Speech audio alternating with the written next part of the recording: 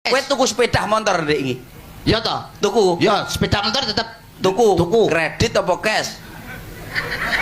Tak tekoki iki, tak tekoki sik kredit apa cash? ya anu kredit. Lah ya wis diakoni ae Ya. ya toh. Saiki tak tekoki, umpamane awakmu numpak sepeda motormu sing anyar. Anyar. Teko kidul mlakune ngulon. Betul. Teko kidul mlakune ngulon kan nenggok, Dik. Ya. Lah lek ngono ki banter mlakune angine ning ndi?